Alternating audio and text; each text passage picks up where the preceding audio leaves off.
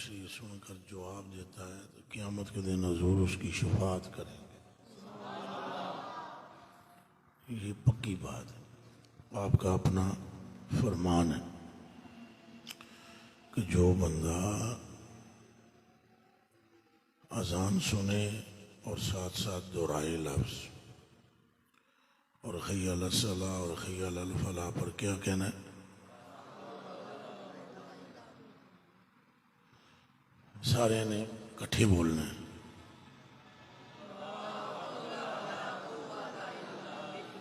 ये बहुत ऊंचा बोला आपने, थोड़ी आवाज कम करो।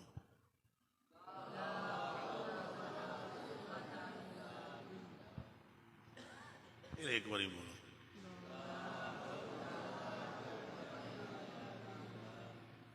ये ईमान की निशानी है। और ना बहुत ऊंचा बोले जवाब देते वक्त अजान का, ना बिल्कुल आहिस्ता,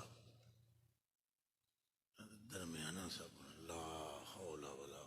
जब सारे बोलेंगे ना तो मक्खियों के बिन बिनाने की आवाज की तरह आवाज पैदा होगी और उसी लम्हे कल्ब पर अल्लाह की रहमत का नजूल होता है। उसी वक्त अल्लाह हमें इन बातों की तौफीक अता फरमाए। किसी नेकी को कम तर ना समझे, हो सकता है उसी की वजह से मगफिरत हो जाए, कोई नेकी भी हो। और ये भी दिमाग में न लाएं कि हम तो बड़े गुनहगार हैं तो हमारे से ये नेकी कबूल भी होगी या नहीं। अगर किसी गुनहगार को नेकी की तौफीक मिले, वो यकीन करे अल्लाह ने उस पर अपनी मोहब्बत का कोई जाल फेंका है। समझ आ रही है? ये नहीं ख्याल करना चाहिए कि हम तो खताओं में डूबे हुए हैं तो हमारी नेकी कौन सी कबूल हो।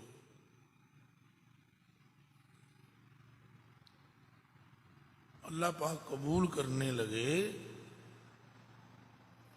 तो काफिर की भी नेकी कबूल कर ले, ना करे उसकी अपनी मर्जी, मगर यकीनी तो को है कि हो जाती है कबूल। एक बंदा था तो सहाबी हुए बाद में, वो पहले वो जब जमाना कुफ्र में थे तो वालते कुफ्र में उन्होंने, अच्छी तबीयत थी उनकी काफिर होने के बावजूद, नहीं काफिर कहते ना खुदा रसूल को ना मानने वाला, तो कलमा तो उन्होंने कोई नहीं था पढ़ा हुआ, मगर वो तबीयत उनकी बहुत अच्छी थी, नरमी, लोगों से मोहब्बत। तो उन्होंने जब कोई मक्के शरीफ में बच्ची पैदा होती ना किसी, तो अरबों में इसको अच्छा नहीं समझा जाता था बच्ची के पैदा होने को। तो वो क्या करते थे कि उसे कत्ल कर देते या जिंदा दफना देते या किसी को दे देते जो वहां का ना हो, ज्यादा मार देते। ये जिनकी मैं बात सुना रहा हूं ये बड़े अच्छे आदमी थे, तो इन्होंने मालदार आदमी थे, क्या करना कि जिसकी लड़की पैदा हो उसको जाकर ऊंटनी या ऊंट दे देना और वो बच्ची ले लेना, पर इन्हें मारना नहीं, ये रूह जाया ना हो जान है इसमें, इसे मारो नहीं। फिर वो ऊंटनी देकर तो बच्ची ले आते, उसको वो पालते। वो 300 ऊंटनियां देकर 300 बच्चियां उन्होंने खरीदी और उनको जवान करके शादी कराई। इस काम के बाद वो मुसलमान हुए। ये मुसलमानी तो पहले का काम है। और एक दिन हजूर पुरनूर सल्लल्लाहु अलैहि व आलिहि वसल्लम, चल बोलो यार ना,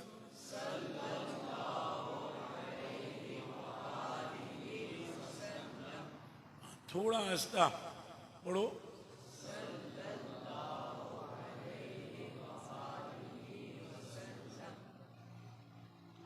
अच्छा हूँ ये थोड़ा जा साड़ी जी अंदाज है सही नहीं, इंज पढ़ना है सल्लल्लाहु अलैहि वसल्लम, पढ़ो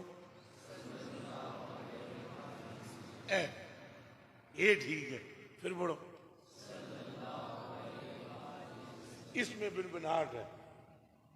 ये बहुत जरूरी मसला है कि तुम्हारा जिक्र और फिक्र यूं हो कि मक्खियों के, आपको पता है वली कामिल की निशानी क्या है?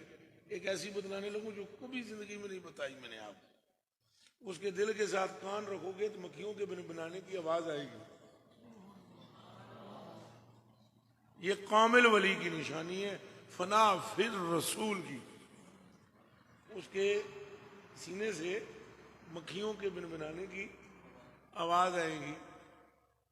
हजरत बरेलवी रहमतुल्लाह अलैह ने वो एक किताब है मलफूजात, उसमें मुद्दत मदीदा हुई पड़ी एक बात के, वो फरमाते मैं मिना में मस्जिद में ठहरा।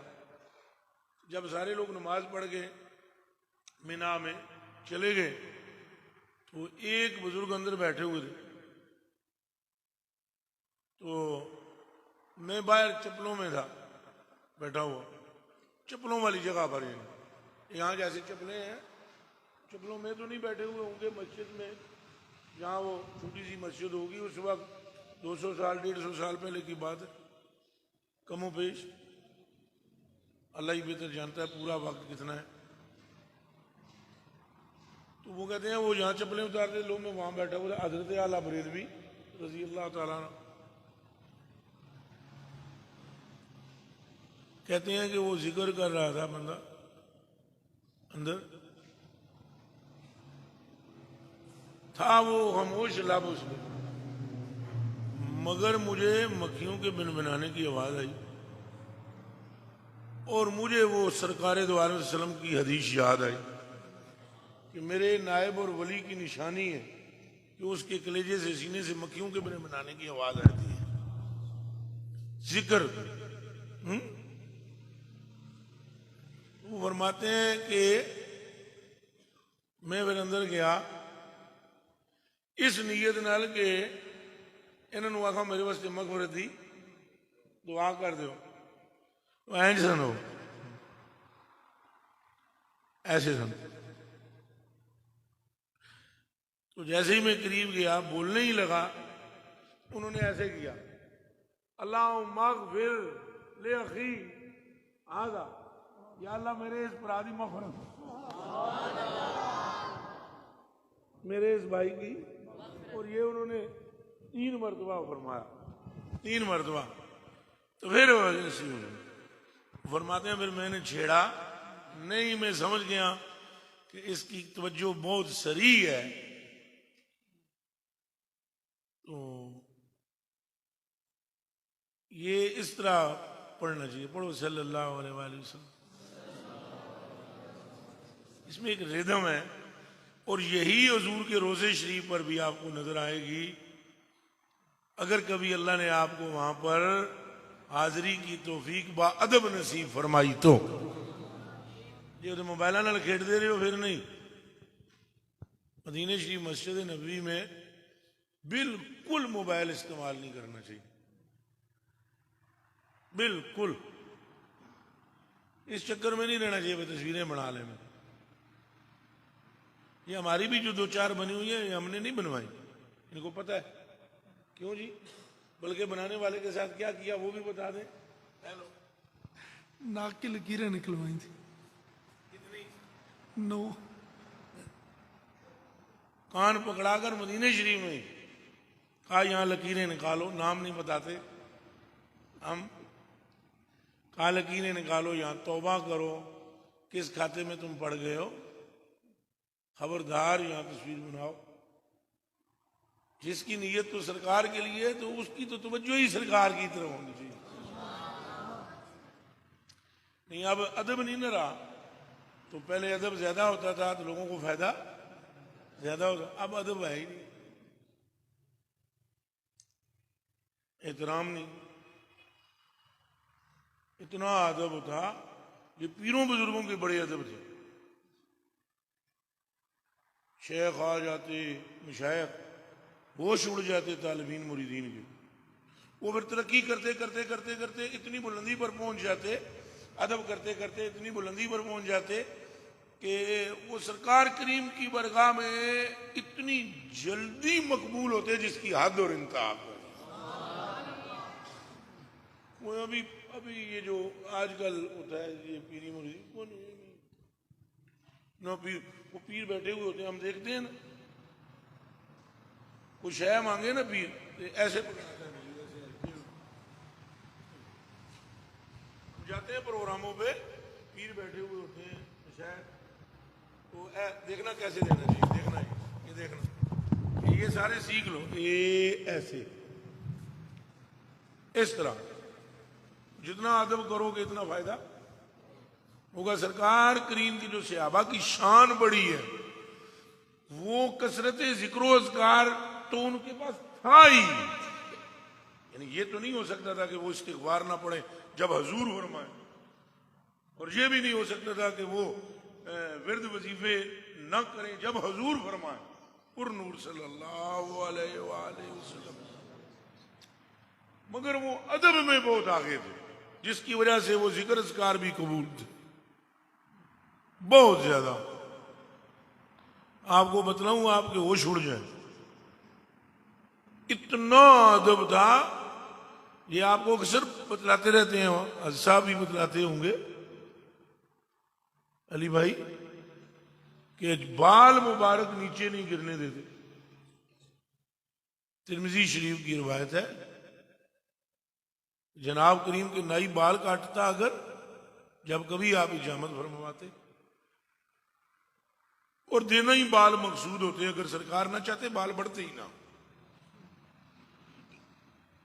बाल अता फरमाना मकसूद होते।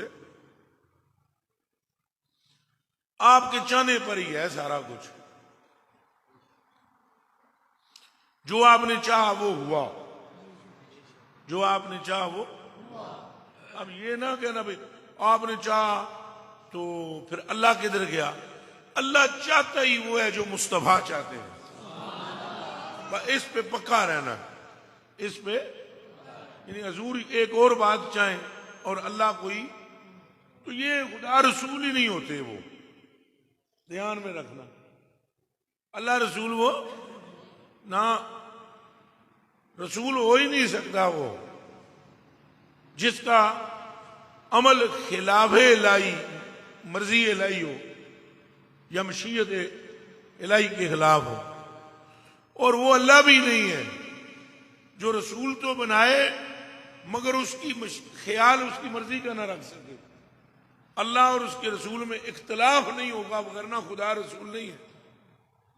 इख्तलाफ नहीं है, वहां इत्तफाक है। हजूर जो चाहते हैं, अब ना चाहें ये उनकी मर्जी। एक हदीस शरीफ है कि हजूर पाक ने अपनी ज़ौजा और हमारी माँ, जो हजूर की बीवी है वो हमारी क्या है, माएँ हैं, मोमिनीन की मोमिनीन है। जो कहेगा माँ साबित हो गया उसमें ईमान है। ये भी एक ईमान की अलामत है कि तुम हजूर की अजवाज को अपनी मां मानो। जो दिल से उनको मां मानेगा वो मोमिन ही होगा। उम्महातुल मोमिनीन है ना, मुनाफिकीन तो नहीं है ना काफरीन, उम्महातुल मोमिनीन। मुस्लिमीन भी नहीं फरमाया, मोमिनीन फरमाया। जिसके दिल में हजूर की अजवाज की इज्जत होगी उसके दिल में ईमान है। समझ आ रही है?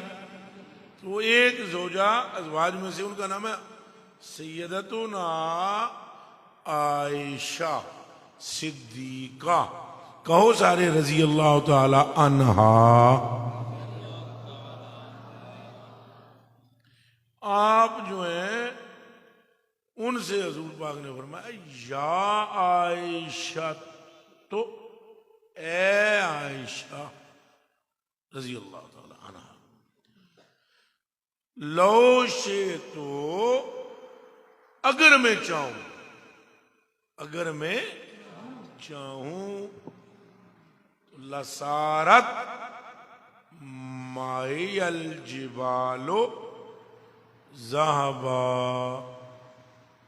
अगर मैं चाहूं तो ये पहाड़ जो है पत्थर के मदीने के, ये मेरे साथ चले सोना बनकर। क्या बनकर? लो शे तो, जे में चावा, बोलो प्यार नाल, जे में। ये कैसी बात हजूर पाक ने फरमाई है, जे में चावा तो ये पहाड़ बन के सोना मेरे नाल नहीं, वो टुरे तो नहीं सोना बन के। ਇਹਦਾ मतलब है आपने चाहया नहीं, ਇਹਦਾ मतलब है आपने। लेकिन जे चाहते तो वो पहाड़ जेड़े अकल विच नहीं आउंदा पहाड़ टुरदे ने। लेकिन अगर इस गल ते ईमान ना रखो तो बंदा काफर हो जाए। हदीस शरीफ है, जेड़ा पहाड़ां नूं टोर सकदा है ओदी शान की होएगी। सिर्फ चाहत नाल टोर सकदा है। हुण उन्हें ये भी नहीं कहना भाई टुरो, हाली चाहना है। सुभान अल्लाह, सुभान अल्लाह। हाली चाहने नाल ही पहाड़ा ने टुर पैना। ये साइयां पाकां दी जिहड़ी चाहत है वो ही अल्लाह की चाहत। फिर मुड़दे हैं उधर ही आते हैं कि सहाबाए कराम ने आपका अदब किया, मुहब्बत की थी, और हजूर चाहते सन तो इन्होंने वो वाल बूल मिल जान तो आपके बाल मुबारक बढ़ जाते थे इतने कि जितने उन सब में तकसीम हो सके। सुभान अल्लाह व बिहम्दिही सुभान अल्लाह। तो नेकी को हल्का नहीं समझना चाहिए। ये बात कर रहे थे, ठीक है? वादा कर दो सारे मुंडे जो मतलब स्कूल में नहीं पढ़ते भी तौबा अल्लाह करते रहोया करो, अस्तगफिरुल्लाह अस्तगफिरुल्लाह अस्तगफिरुल्लाह पढ़ते रहोया करो, या दुरूद शरीफ सल्लल्लाहु अलैहि वसल्लम पढ़ो।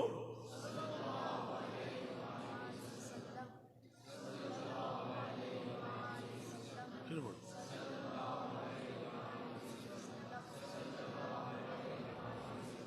ये पूरा मजमा पड़ेगा फिर रिदम पैदा होगी।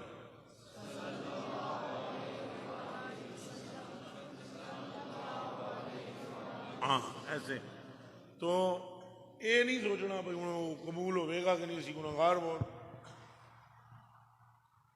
बिल्कुल ये गल नहीं सोचनी, ठीक है ना?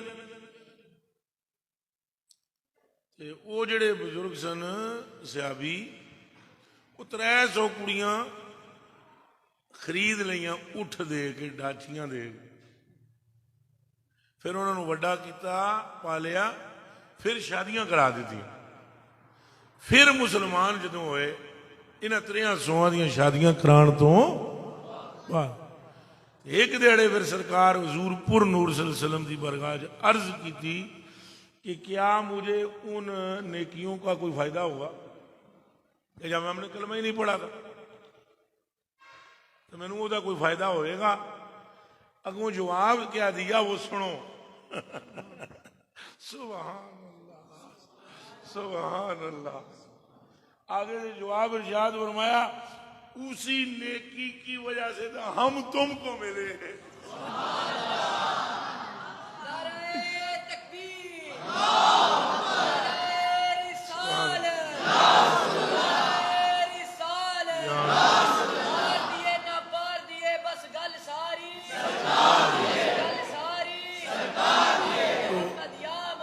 सल्लल्लाहु अलैहि वसल्लम।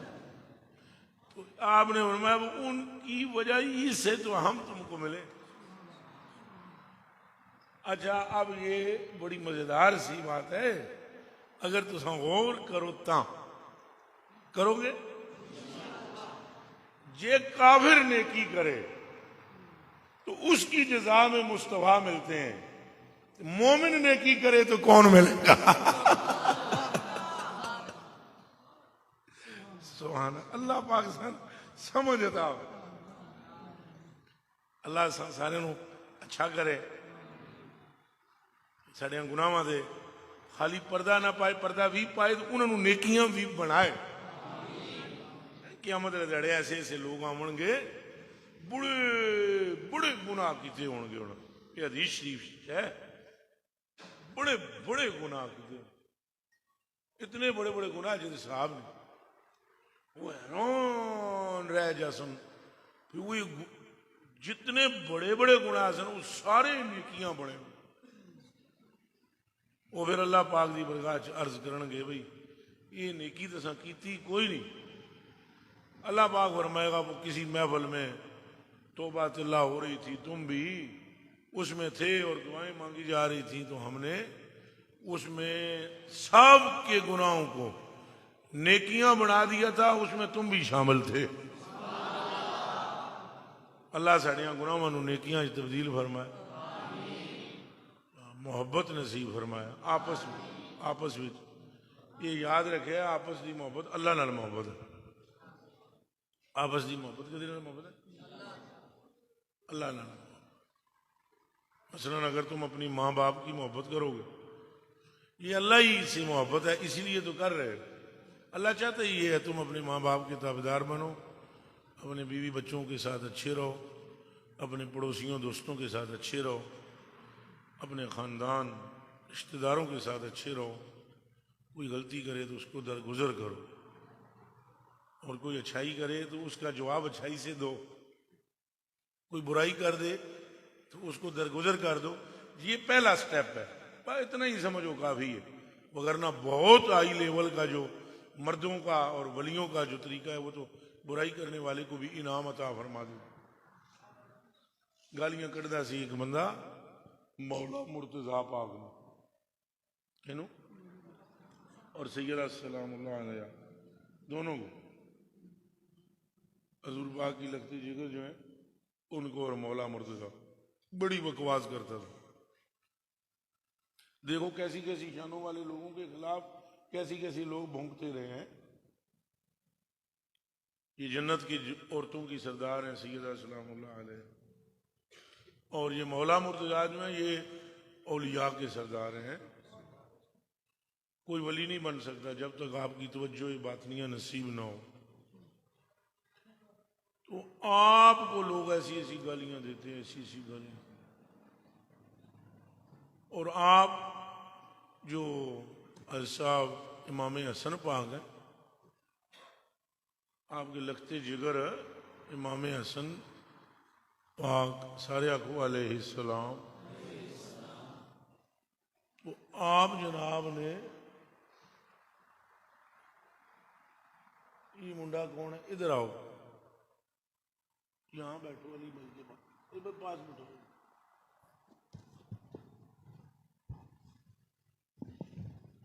वालेकुम अच्छे भाई,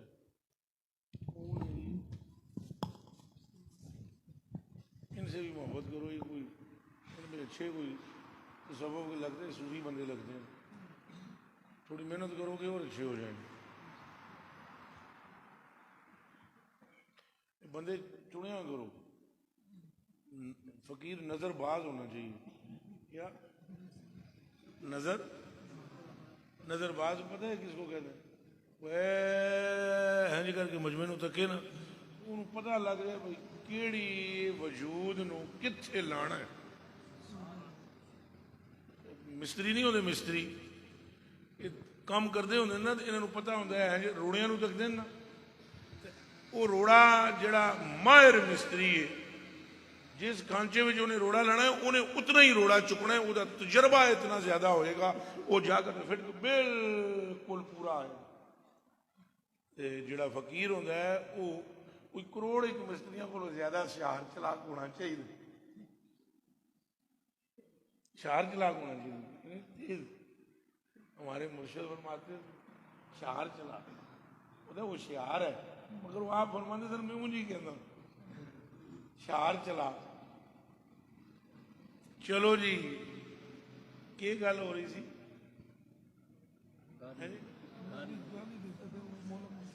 हाँ, तो इमाम हसन पाक अलैहिस्सलाम आपने खजूरा पैसियां की थैली कि पैसियां की थैली भर के उन्होंने दी, उन्होंने भिजवाई नाल एक पैगाम भी। अच्छा, गालियां अपने कन्ना नाल सुनिया आपने इन्होंने कन्ना मुबारका नाल गालियां सुनिया इमाम हसन पाक, तो ये मेरी माँ और मेरे बाप को गालियां दे रहा है। आपने वो थैली भिजवा दी, जैसे ही थैली पहुंची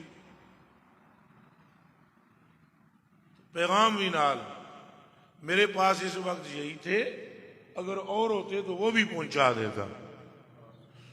उसने समझा कि ये कोई मौला मुर्तजा दा मुखालिफ है, तो मैं गालां कड़ियां देने मैनू पैसे देते ने भाई होर कट। वो आया तो किसी ने बतलाया वो भाई जिन्होंने पैसे दिए ये मौला मुर्तजा का फर्जंद है, जन्नत के जवानों का सरदार। उन्हें क्या फिर तुम पैसे मैंने क्यों देते? आपने फरमाया जो तेरे पास था वो तूने मुझे दिया, जो मेरे पास था वो मैंने तुझे दिया। ये इमाम ज़ैनुल आबिदीन पाक दे मुतल्लिक वाकया है एक, उन्हें भी 3000 दिरहम या दीनार की थैली एक ऐसे बंदे नूं दिती जिहड़ा उधर बाजार में वट्टे मारदा सी। फिर उसने कहा आपने मुझे पहचाना नहीं? कहा पहचान लिया, तुम पत्थर मारने वाले थे, वही हो। उसने कहा फिर ये नेमत? फरमाया मियां वो तुम्हारा काम था, ये हमारा वादा करो तुम मियां जी मोहब्बत करोगे, बुराई से दरगुजर करना है बल्कि अच्छाई से जवाब देना है, दोगे? चलो सूरह फातिहा।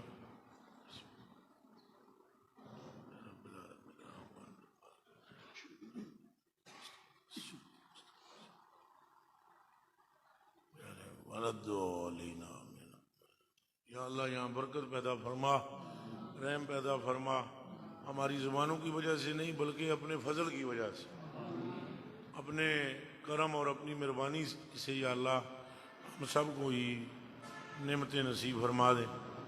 अमाल तो हमारे ऐसे हैं मेरे मौला, हम हाथ भी नहीं फैला सकते और हमारे लब भी तेरा जो नाम ले रहे हैं ये भी जिसारत ही है, मगर तू फजल फरमाने वाला है, तेरे हबीब की खबर सच्ची है और पक्की भी है। अब उनकी सच्ची और पक्की खबर पर हम ईमान रखते हुए तेरी बारगाह में अपने हाथों को कशकोल बनाकर फैलाकर तुझसे तेरी रहमत और फजल और इनायत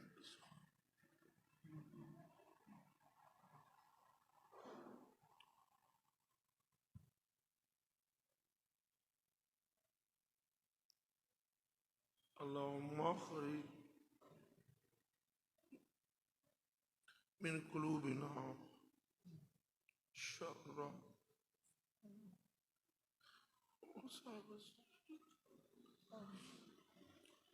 अल्लाहुम्मा खिल फी कुलूबिना मोहब्बत ज़ातिकल कदीम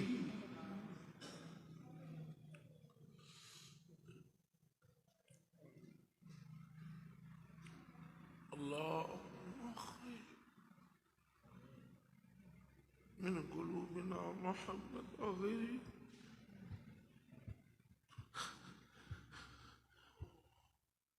وأدخل في قلوبنا محبة ذاتك القديم रहम और फजल और इनायत फरमाए। अल्लाहुम्मा सल्ली व सल्लिम व बारिक अला सय्यदिना व मौलाना मुहम्मद व अला आलिहि। बैठे रहो।